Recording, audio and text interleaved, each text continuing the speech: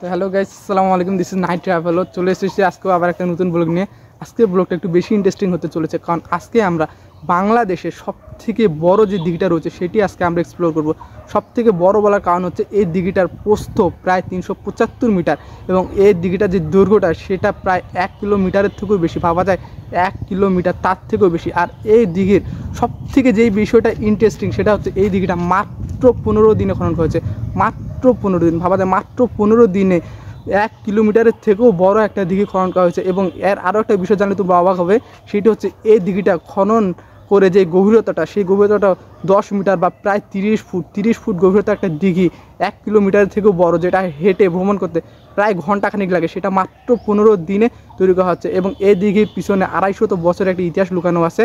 তো আজকে আমরা সব কিছু 250 বছরের যে ইতিহাস সেটা এবং এই দিঘি কীভাবে 15 দিনে খনন করা হলো সব কিছু আজকে আমরা এক্সপ্লোর করবো এবং সব কিছু ডিটেলসে জানবো। এর ইতিহাস, বর্তমান অবস্থা এবং এর ভৌগোলিক পরিবেশ সব কিছু আজকে আমরা জানবো এই ব্লগে। তো চলো আজকে ব্লগটা শুরু করি। Late get started.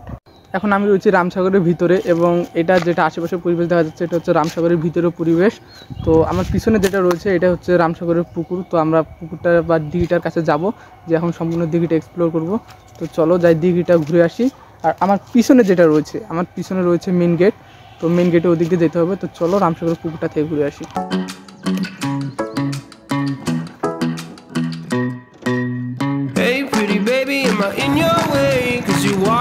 So fast yesterday. No, I don't think you're here to stay.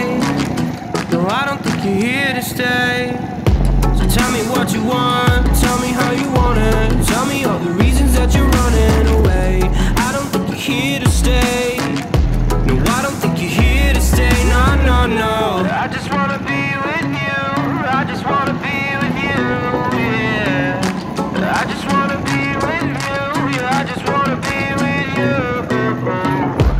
I just wanna be with you. I just wanna be with you. Yeah, I just wanna be with you.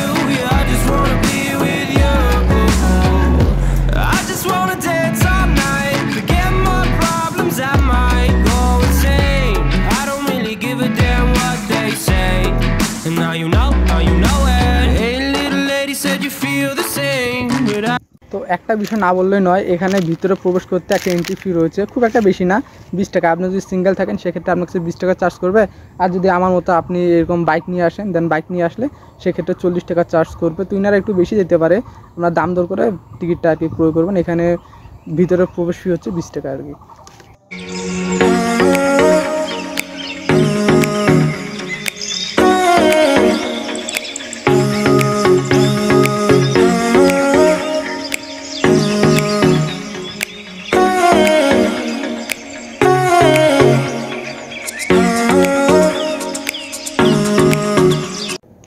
এই পুকুরটা তৈরির যদি ইতিহাস সম্পর্কে আপনাদের একটু বলি, তো এই পুকুরটা 1750 থেকে 1755 সালের মধ্যে এই পুকুরটা তৈরি করা হয়। আসলে 1750 থেকে 1755 সালের মধ্যে দিনাজপুরে একটা ভয়াবহ দুর্ভিক্ষ দেখা দেয়।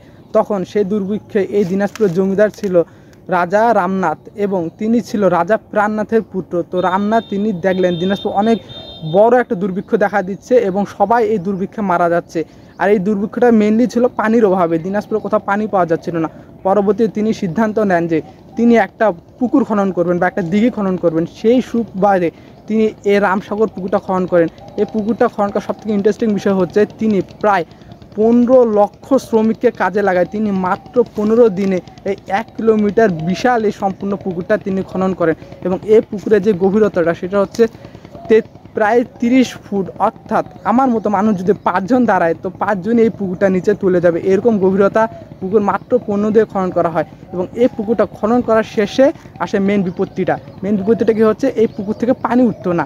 তখন তিনি একদিন স্বপ্নে দেখলেন যে তিনাকে বলা হচ্ছে যে স্বপ্নে তুমি যদি তোমার ছেলেকে যদি বিসর্জন দাও এই পুকুরে, তুমি যদি তোমার ছেলেকে নিজে পুকুরটার মাঝখানে তুমি যদি থুয়ে আসতে পারো, দেন সেক্ষেত্রে এই পুকুরে পানি উঠবে।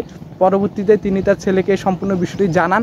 পরবর্তীতে তার ছেলে রাজি হয়। দেন এই পুকুরটা যে রামসাগর পুকুরটা রয়েছে, এই পুকুরটার ঠিক মাঝখানে একটা মন্দির রয়েছে, কিন্তু এখানে লোকদের মুখ থেকেই শোনা যায় সেটা। এখানে মাঝখানে একটা মন্দির রয়েছে, সে মন্দিরে তিনার ছেলেকে যায় ধুয়ে দেন বাইরে থেকে তালা মারি দেওয়া হয়। আর সব থেকে ইন্টারেস্টিং বিষয়টা তখন ঘটে যখন তিনার ছেলেকে এই মন্দিরের ভিতরে, অর্থাৎ এই পুকুরের মাঝখানে মন্দিরের ভিতরে যখন তিনার ছেলেকে আটকায় রাখা হয়, ঠিক আটকায় রাখে, তিনি পুকুরটা থেকে উঠে নেই, তিনি উঠার আগ মুহূর্তে পুকুর থেকে পানি বের হওয়া শুরু হয় এবং এ পানি সেই 1750 থেকে 55 সালের মধ্যে বের হয়। আজ চলতেছে প্রায় 2025 সাল, আজ চলতেছে 2025 সাল, আজ পর্যন্ত এই পুকুরের পানি কোনোদিন শুকায়নি। এখানে অনেকের মুখে শোনা যায় যে গ্রীষ্মকালে এখানে নাকি পানির সংকট দেখা দেয়, চারপাশে নলকূপ থেকে পানি উঠে না। কিন্তু ইন্টারেস্টিং বিষয় এটা হচ্ছে যে নলকূপে পানি না থাকলে এই পুকুরে পানি কোনোদিনও শুকায় না, আজ পর্যন্ত এই পুকুরের পানি কোনোদিনও শুকায়নি আর শুকাওয়া না। এখানে যেগুলো আশেপাশে মানুষ আছে তারা এই পুকুরে আসে গোসল করে, অনেকেই অনেক দূর থেকে পুকুরটা আসে ভ্রমণ করে এবং একটু দূরে তাকালে দেখা যায় যে পুকুরের মাধ্যমে একটা স্টিম বোট রয়েছে, সেই স্টিম বোটটা সম্পূর্ণ পুকুরটা আর কি মানুষ এক্সপ্লোর করে। ভাই রামসাগরটা একবার দেখেন কতটা বিশাল, দেখেন ওই মাথা থেকে ওই মাথা দেখাই পাচ্ছি না, হাত দিয়ে দেখানো যাচ্ছে না এই মাথা থেকে ওই মাথা কতটা দূরে। দেন আমি তো মাঝখানে আছি, আবার দেখেন এই মাথাটা কতটা দূরে। রামসাগরের যে প্রস্থটা আমি বলছিলাম, এই প্রস্থটা প্রায় 375 মিটারের মতো, দৈর্ঘ্যটা দেখেন একবার, ওই মাথায় শুরু হয়েছে, দেন একদম ঠেকছে এই মাথায় অলমোস্ট 1 কিলোমিটারের থেকেও বেশি বা 1075 মিটারের মতো এরকম সামথিং।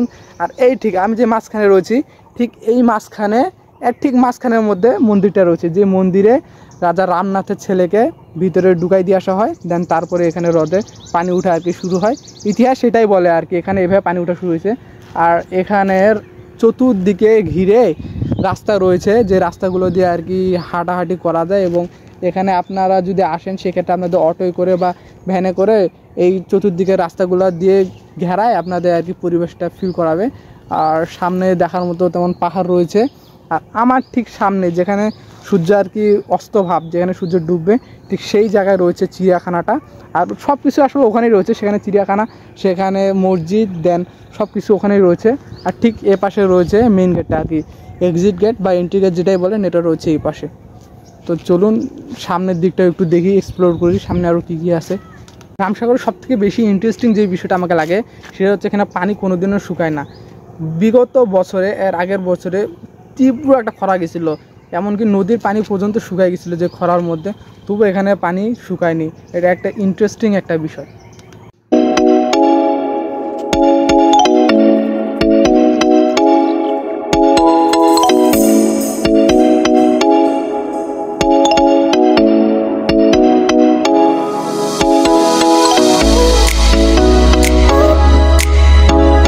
এখানে যে শুধু রামসাগর দিঘি আছে বিষয়টা এমন না, এখানে রামসাগর দিঘি ছাড়া এখানে অনেক বন্য পশু পাখি রয়েছে। যেমন এখানে সামনে তাকালে হরিণ আছে, দেন আমার এই পাশে আছে অজগর, দেন আরও সামনে আছে বানর, দেন সামনে কি বলে ওটাকে, কী জানি একটা বলে ওটা, গর্জিলা, সামনে আসছে গর্জিলা, দেন গর্জিলার পাশে রয়েছে বানর আর কি। তো চলো ওগুলো আর কি ঘুরে দেখাই। আর আরেকটা ইন্টারেস্টিং বিষয়, আমার ঠিক পিছনে বলতে ভুল, আমার ঠিক সামনে রয়েছে গেস্ট হাউস। আর তোমরা যদি কেউ চাও যে রাতে এখানে থাকবা, দেন একটা রাত কাটায় পরের দিন এখান থেকে যাবা, সেক্ষেত্রেও সেই ব্যবস্থা রয়েছে। সামনে গেস্ট হাউস রয়েছে, দেন সামনে মসজিদও রয়েছে, এখানে মানে থাকার যেহেতু ব্যবস্থা দরকার সব কিছু এখানে রয়েছে। দেন আমার সামনে দোকানও পড়ছে কয়েকটা চোখে, সেগুলো আর কি সব ব্যবস্থা এখানে রয়েছে। তোমরা যদি চাও রাত কাটাবে এখানে, তা সেই ব্যবস্থা এখানে রয়েছে, চাইলে এখানে রাত কাটাতে পারো। আমার পিছনে যেটা রয়েছে এটা হচ্ছে বানর।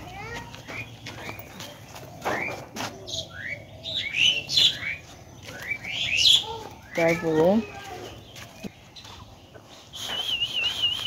হ্যালো, চাটাচাটি নিয়ে ব্যস্ত। এই যে এই সাইডে রয়েছে হরিণ, হরিণ অনেক।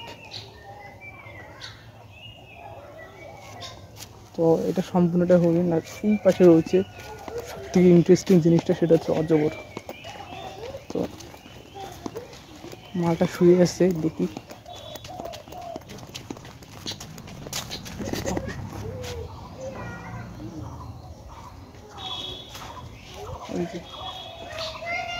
অজগর।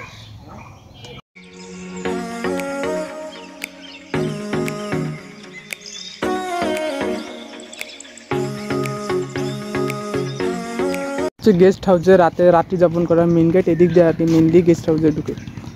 আমার সামনে যেটা রয়েছে এটা মূলত রামসাগরের ঠিক পুকুরের সামনে পশ্চিম দিকে এটা বিনোদন স্পট। তো এখানে চড়ার মতো নাগরদোলা আছে, হয়তো বা বিকেল টাইমে এটা খুলবে, এখন খুলেনি। তো মেইন গেটে গেলাম, তো মেইন গেটে তালা মারা।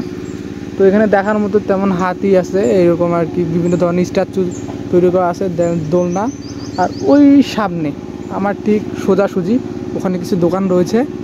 আর এটা মূলত ছোটো বাচ্চাদের জন্য আর কি তৈরি করা হয়েছে, এখানে একটু রেস্ট নেওয়ার জন্য আর কি এই বিনোদন স্পটটা তৈরি করা হয়েছে। প্রকৃতির যদি আসল সৌন্দর্য উপভোগ করতে চাও তাহলে সেই হিসেবে আমার ক্ষেত্রে তোমাদের মাস্ট বি একবার দিনাজপুর রামসাগরে আসা উচিত। কারণ এখানে এমন কি জিনিস নেই যেটা এখানে নেই। এখানে বড় একটা ঐতিহাসিক পুকুর রয়েছে যেটি 250 বছরের রহস্যে ঘেরা। এছাড়াও এখানে বিনোদনের জন্য রয়েছে বিভিন্ন ধরনের ট্যুরিস্ট স্পট এখানে রয়েছে, যেমন এখানে চিড়িয়াখানা রয়েছে, তারপর ছোটো বাচ্চার বিনোদনের জন্য এখানে পার্ক রয়েছে, এখানে বসে থাকার জন্য বিভিন্ন ধরনের বিশ্রামাগার রয়েছে, এবং এমনকি এখানে রাত্রি যাপন করার জন্য এখানে গেস্ট হাউস রয়েছে, এখানে পাহাড় রয়েছে, এখানে গাছপালার একটা মনোরম পরিবেশ, মানে অন্যরকম একটা ফিল।